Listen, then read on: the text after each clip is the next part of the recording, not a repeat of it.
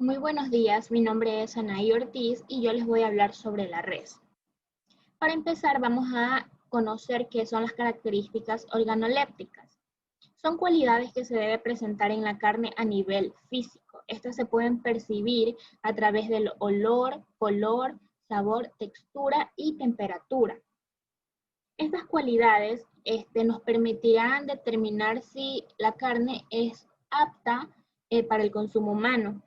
A su vez, estas cualidades están estrechamente ligadas con varios factores, que pueden ser internos o externos. Al hablar de factores internos nos referimos a las propias del animal, como lo son la raza, el sexo y la edad.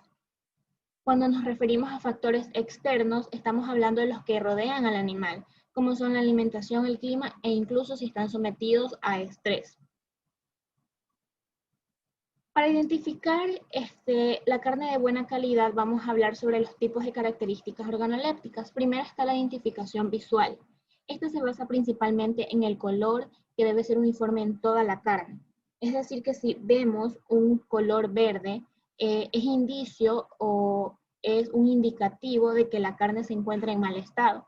Luego está el veteado o marmoleo, que es la grasa intramuscular y es la principal responsable de la jugosidad del corte. Luego tenemos el olor, que es el que determina la calidad de la carne y debe tener un olor débil como a ácido láctico. Firmeza, esta no debe estar blanda, la carne no debe estar blanda, es decir, que no debe estar gelatinosa. El exceso de humedad. Bueno, aunque la humedad es como un indicio de que la carne está fresca, si tiene un exceso de humedad, esta está propensa al crecimiento de microorganismos y se vuelve no apta, para el consumo humano. Luego está la ternura, que está estrechamente ligada con la evolución post-mortem, donde para evitar eso se debe respetar muy bien la cadena de frío. Luego vamos a hablar sobre los métodos de conservación en frío. Es muy importante que aquí respetemos la cadena de frío que se inicia desde el matadero con el faenamiento del ganado y luego se debe almacenar en cámaras frigoríficas. Las bacterias se reproducen entre el rango de 5 a 60 grados Celsius y esta es conocida como la zona de peligro, ya que si tenemos la carne a esa temperatura, las bacterias se van a reproducir a por millón. Primero tenemos la refrigeración. Aquí se debe mantener la temperatura menor a 5 grados centígrados. Congelación, es indispensable que las temperaturas estén menores al menos 18 grados centígrados. De este modo, la carne puede durar hasta 15 meses en crudo y envasada al vacío y congelada puede durar incluso hasta 3 años. Un tip, para evitar las mermas se recomienda descongelar la carne lentamente, así evitamos que abruptamente los cristales de hielo permitan que entren las bacterias y se reproduzcan.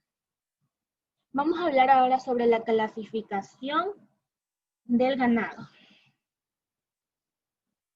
Primero tenemos extra, que aquí se encuentran los cortes lomo alto o lonja, lomo bajo o chuleta, solomillo.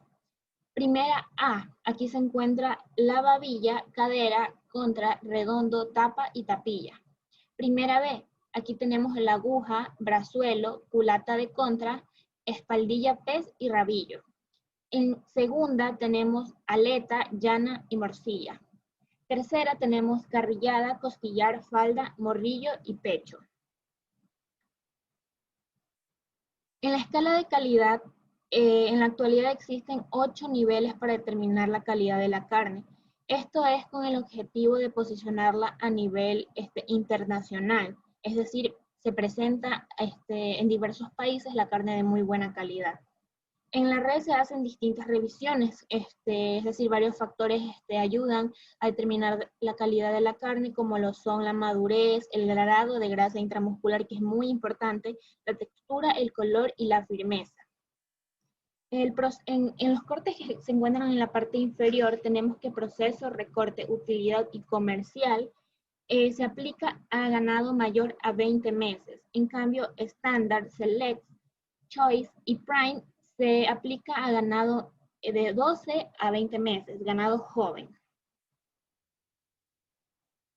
Vamos a hablar ahora sobre los cortes de res más importantes.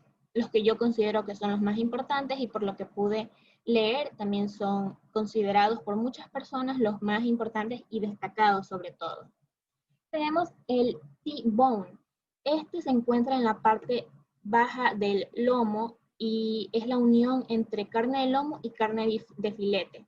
Su principal característica es precisamente el hueso en medio con forma de T. Luego tenemos el New York Steak, que es la parte media del lomo. Aquí se excluye totalmente el hueso y su cualidad principal es que es una carne absolutamente tierna. Luego tenemos la picaña, que esto se encuentra en la parte extremo inferior de la espalda. Su cualidad principal es la capa de grasa en la parte superior.